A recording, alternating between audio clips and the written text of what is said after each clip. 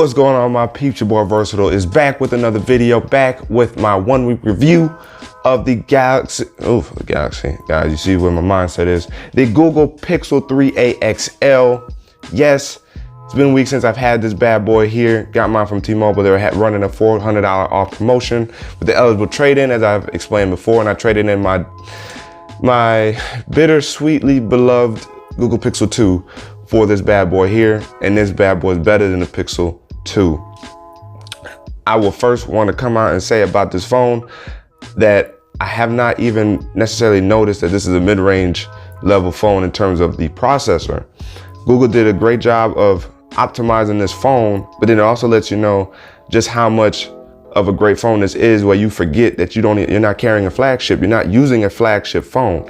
Using a phone with a Snapdragon 600 series processor, a very good one in the 670 for the tech specs of it all, and you get very good performance. Now, I did notice that there had been some lag between using or having digital well-being, so using access or having access to my data, and then revoking access or basically disabling the well-being. And I did notice some performance enhancements for this device. It just started running smoother, faster, less hiccups, didn't have no problems with any of Google's core apps. There is still some lag with the Messages app when you hit mark as read in your notification panel. I probably won't be able to show you here, but I use my fingerprint sensor to pull down on this, which is what I love the most, and I don't have no issues. So if it focuses, Shazam, you see all them? Well, all I gotta do is swipe away. I go up and swipe away pretty fast. Now, one of the things I don't like that Google has not done with this device yet is update it. For some reason, they've forgotten about the device. They say around June 3rd, we'll get like 3 months worth of security patches along with, bug fixes, system overall improvements and whatnot, fluidity improvements. But the problem with that is we shouldn't have to wait that long, especially if Google's the ones trying to set the precedent for software updates. My Galaxy S10e received 2 updates in the same month for April and May in terms of security and butter smooth fluidity, whatever you want to call it, silky smooth performance. This guy has been running very, very well, even more so after the May update. Still haven't gotten Bright Night for it, but the point is, Samsung's been trying to stay on top of their updates, and I'm expecting Google to do the same thing with their devices.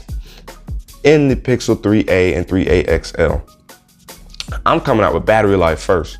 Battery life on this guy, solid, amazing, 3,700 milliamps, and it gets you through 1 day easily. I have been able to get 26, 27, 28 hours of battery life, and of that 6 to 7 hours of screen on time, which is amazing for this AMOLED 1080p display. The fact that you get that, and you get great battery life, and you get great software, all under $500, should really challenge the smartphone market again, to help us all see why charging $800 to $1,000 is just nonsense for a flagship or for a smartphone, period. Look at OnePlus, charging $750, and you get more in that phone than most flagships, period. And with the Google Pixel 3a and 3a XL, you still get Google's beautiful camera that takes amazing shots.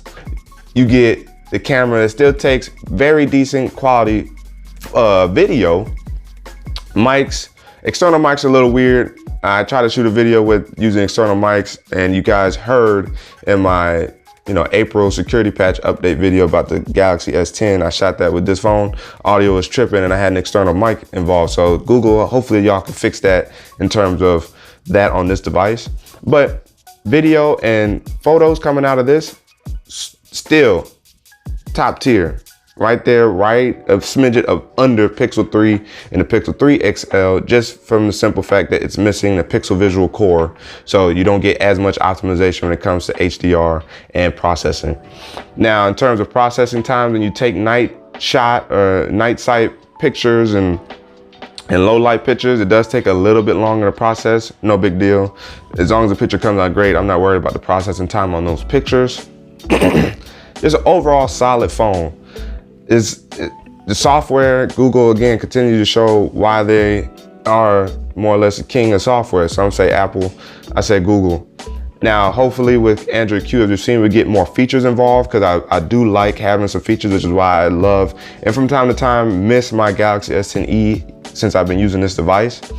And that's where I think Google has now kind of left what was considered stock Android, because you get a lot of pixely based features, such as certain Google Assistant features, you know, and just certain features nonetheless that's within the settings on here you get with the Pixel that you don't get if anybody else kind of, you know, established Android on their phone. They have their own features. So that, to me, there's no real stock Android feel anymore. And I'm glad that Google's taking an approach of being colorful with their software. It's very fluid. And for having 4 gigs of RAM in this device, again, under $500, and you get 4 gigs of RAM, it handles it very well. I haven't had any problems opening and closing apps in terms of what's left in memory or in background and all that kind of stuff. This phone is just a solid phone. And for those who aren't really paying attention to specs like that, you won't have to worry about your phone slowing down on you, because Google really doesn't have that issue. It kind of did with the Pixel 2, but that was a bad year for Google, period. The Pixel 3, it's because of digital well-being. We all know, hopefully they'll fix that. Outside of digital well-being though, this phone is great. You get always on display, of course. The front selfie is a solid phone. I've been taking pictures on Instagram and Twitter. This phone is very solid. My wife is about to go get one because she has been convinced that Pixel is just where it's at. I haven't got it to go away from iPhone yet, but she's at least getting a Google Pixel phone, okay? So as you see, Google's doing their thing. They're showing up Apple in ways that maybe a lot of people who's in the Apple ecosystem was a little surprised. Hopefully, we'll see improvements in other categories of hardware from Google, such as tablets and their Pixel Buds, to be able to truly invest in their ecosystem.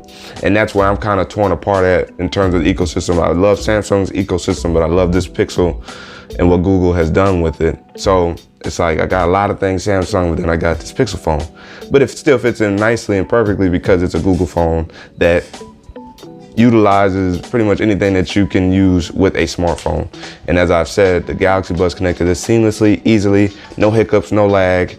This phone is just a beast, and it's well warranted to get and receive a ton of attention. And hopefully this really helps Google master where they need to be in terms of their pricing and features that they include with their smartphones going forward. But that's it for this review. It's been a week.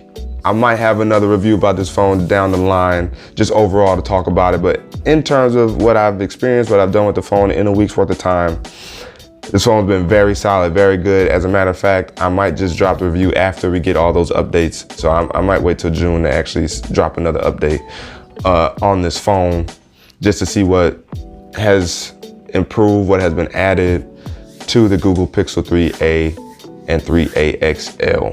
But your boy Versatile signing out, and until the next video,